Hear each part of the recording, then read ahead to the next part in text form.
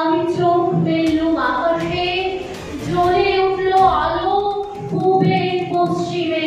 রবীন্দ্র জয়ন্তী উপলক্ষে কবি প্রণাম অনুষ্ঠানে শ্রদ্ধাঞ্জলি অর্পণ। আজ রায়গঞ্জ পেনশনার্স সমিতির উদ্যোগে ১৬৪তম রবীন্দ্র জয়ন্তী উপলক্ষে অনুষ্ঠিত হয় কবি প্রণাম শীর্ষক এক সাংস্কৃতিক অনুষ্ঠান। প্রদীপ প্রজ্বলনের মধ্যে দিয়ে অনুষ্ঠানের সূচনা হয়। সঙ্গীত, নৃত্য ও কবিতার মাধ্যমে শিল্পীরা কবিগুরুর প্রতি তাঁদের শ্রদ্ধা নিবেদন করেন। এই অনুষ্ঠান শুধু রবীন্দ্রনাথ ঠাকুরকে শ্রদ্ধা জানানো নয়, বরং তাঁর ভাবধারাকে সমাজের প্রতি স্তরে মানুষের মধ্যে ছড়িয়ে দেওয়ার এক প্রয়াস। আয়োজকরা জানান, আগামী প্রজন্মের মধ্যে রবীন্দ্র ভাবকে জীবন্ত রাখতে তারা ভবিষ্যতেও এ ধরনের কর্মসূচি চালিয়ে যেতে চান। পেনশনার্স সমিতির জেলা সম্পাদক প্রদীপ ধর কি বললেন, রবীন্দ্র জয়ন্তী উৎসব নিয়ে শুনব বিস্তারিত। পরবর্তী আর শত শত বছর থেকেও এই রবীন্দ্র ভাবনার নৃত্য, রবীন্দ্র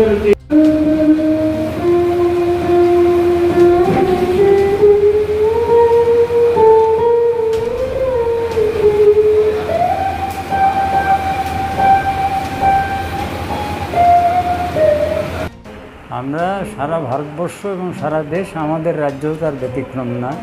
যখন হিংসা, দেশ, সাম্প্রদায়িকতার, ধর্মীয় নামে বিভাজনের মধ্য দিয়ে ভারতবর্ষের মানুষকে মূল চাহিদা থেকে ঘুরিয়ে প্রকৃত অর্থে তাদের ক্ষমতার লিপ্সা, ক্ষমতার ব্যবহার করে সাধারণ মানুষের দুঃখ দুর্দশার প্রতি না তাকিয়ে তারা এই বিষয়গুলোকে আমাদের সামনে উপস্থিত করেছেন। রবীন্দ্রনাথ বিশাল ব্যক্তিত্ব। প্রকৃত অর্থে রবীন্দ্রনাথের বিচরণ নেই এরকম স্থান পাওয়া যাবে না। সাহিত্য, গান, নৃত্য, নাটক,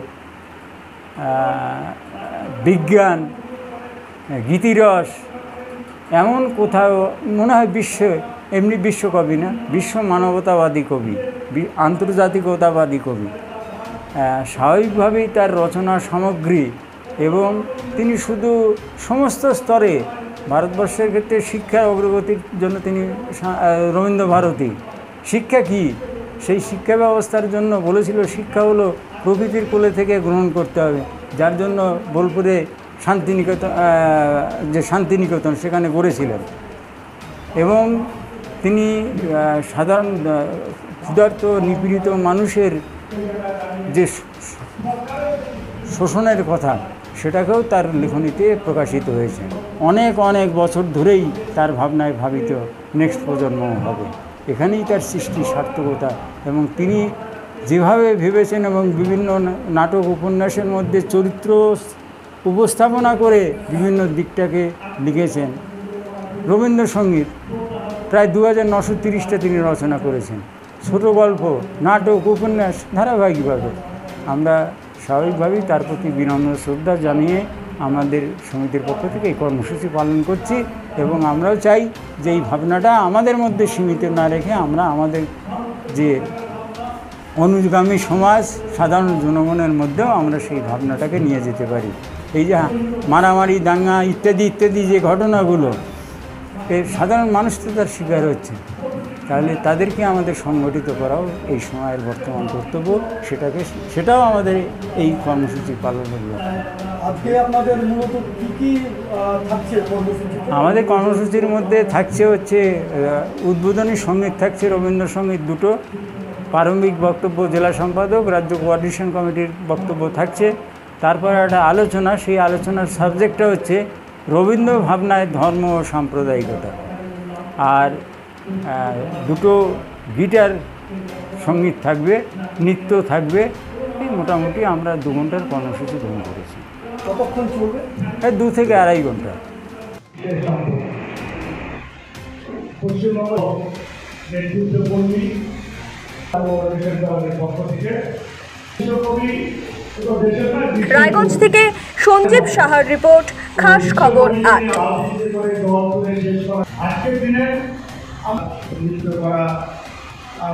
আজকের দিনে সৌর্যকবি চেতনা ভাবনা আমাদের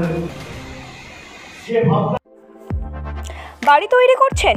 নো টেনশন, এখন মোবাইলের মাধ্যমে ইট, বালি, পাথর, রড ও অন্যান্য নির্মাণ সামগ্রী অর্ডার করুন আমাদের ওয়েবসাইট www.buildingmart.co.in থেকে, আর পেয়ে যান আপনার বাড়ির দরজায়। বন্ধুগণ, আর দোকানে দোকানে ঘোরার প্রয়োজন নেই, মালপত্র নষ্ট হওয়ার ঝামেলাও নেই।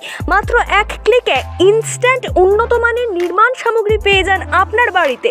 বিশদ জানতে যোগাযোগ করুন 8250331346 এই নম্বরে। প্রোডাক্ট দেখতে ভিজিট করুন www.buildingmart.co.in এ। এখন আপনিও রিপোর্টার, আপনার এলাকার যে কোনো খবর পাঠান এই নম্বরগুলোতে।